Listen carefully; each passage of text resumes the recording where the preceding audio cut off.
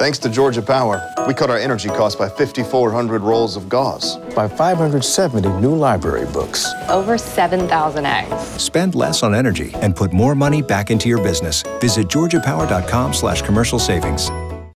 This is In Contact, and I am your host, Kat Witherspoon.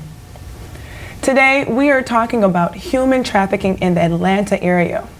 Actually, in the metro Atlanta area, because it's not just happening in Atlanta. Be informed, we gotta know what's going on in our community. So together we can make a change, you and me. Yeah, be in contact. We have with us today an advocate and a therapist who are working to prevent human trafficking in the area and to bring awareness to it. I'd like to introduce them right now. Welcome to the show, ladies. Thank you. All right, we'll start with you, my friend. What do you do and what's your name? Well, I'm Pamelia Evans, and I'm an advocate for human trafficking. So I provide awareness training on human trafficking to educate the people within the Atlanta metropolitan area, because most people think that human trafficking just happened in a third world when it's really happening in their own backyard. We're going to pause for a little bit. We're going to segue so we can introduce her, and then we'll just bring the conversation back together, the two of us. All right, welcome to the show. What's your name? What do you do? Thank you. My name is Tiffany Hill, and I am a lead therapist for Covenant House, Georgia. What I do is provide individual and group counseling to the youth that we serve at our agency. Now, when she said that a lot of people don't think that this happens in our backyard, do you agree with that statement? Yes, absolutely. How so? Because of the youth that we serve, we come in contact with a lot of youth that have a history of human trafficking, and human trafficking is highly associated with homelessness, and that is the population that we serve. What's the youngest you've seen? We serve 18 to 24, so I would say 18 years old. Now, what got you started in this? Well, what got me started in this, I prayed about what can I do to help the community, and I was given this workshop. And so we've been providing these workshops throughout Atlanta metropolitan area to educate the people. We don't want to scare them, but we want them to be aware of the trafficker and the traffickee, and identify some of those identifiers that will identify who's been trafficked and who's the trafficker. So again, these workshops is to educate them of the awareness that this is real and it's happening, again, right in your backyard. So when you say you prayed for this, what were you doing before? Well, I am by trade, I am a instructor, so I do a lot of training and community work.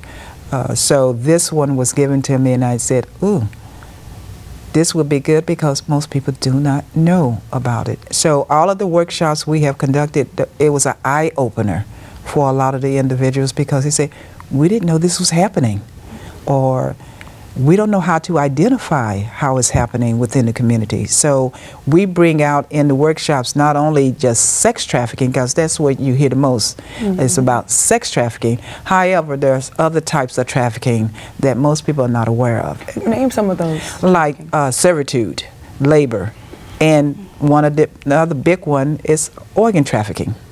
So we talk about all of those different types of trafficking within our workshops, and make them aware of what they can and shouldn't do if they encounter being trafficked, or they know of someone that is going to be in trafficking. Now, are you also, as a therapist, are you doing the same thing, helping, I guess, some of the victims who have experiences be more mindful? Absolutely. We do a lot of psychoeducation.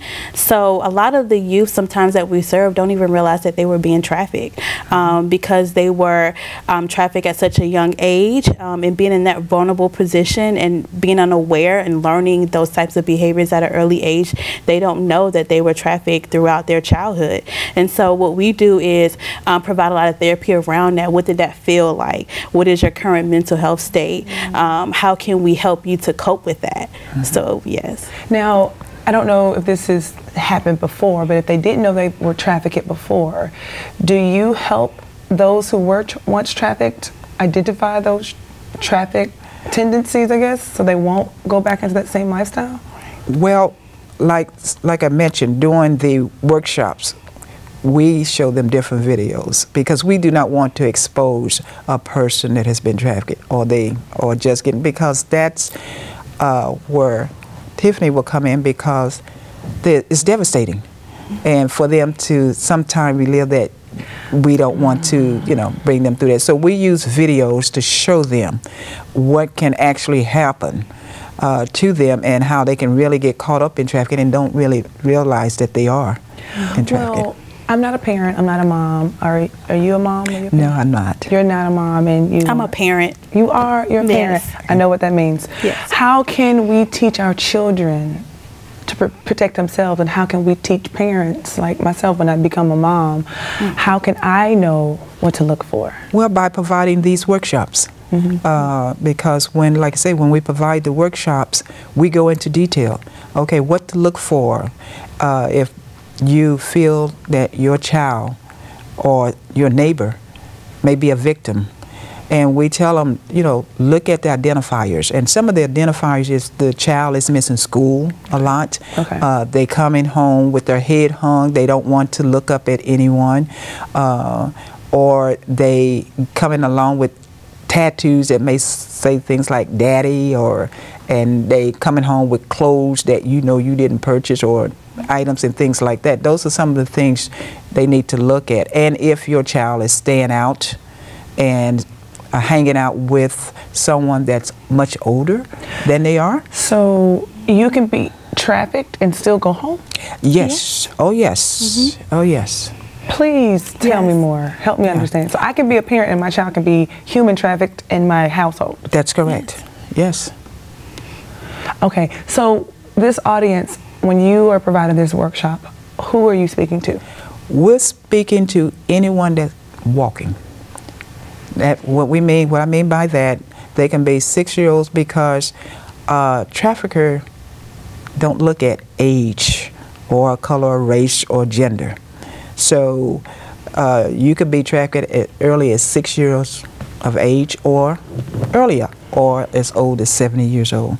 So we tell, in the workshop, we tell them, anybody that's walking, and some of the men may think, oh, I can't be trafficked. Yes, you can. Yes, you can. So we bring it across the board and we make it real. Tiffany, can you elaborate a little bit more on some of the male victims you had to counsel? One of the things I will say is they're very naive. They were very naive about that. I would say males don't feel like they can be trafficked because they're a male.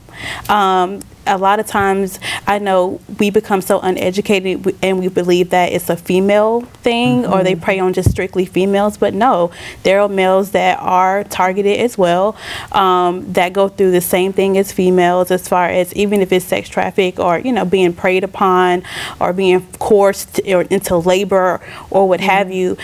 So it's important that we also spread that awareness to them as well. So I asked the parent question. I asked, how can we protect our children, or what they should look for? What can our politicians, what can they do to prevent this? Because I'm pretty sure when we're concerned, they must or need to be concerned as well. What can they do? They need to get involved as well and help promote awareness about human trafficking that is going on. Participate, come out to some of the events when we hold workshops, and support those programs, like Tiffany program.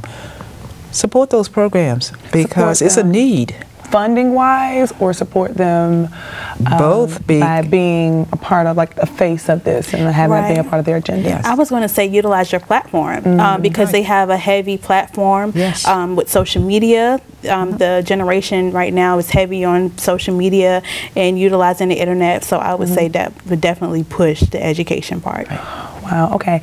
So we have a few minutes left before we go. Parents and to anyone, be vigilant. Watch, and don't be afraid to report if you see some issues that are going on around in your neighborhood that it's not a norm. but just watch out and attend some of the workshops so you can be aware, and not only that, but go out and share what you've learned and share it with others. And this is how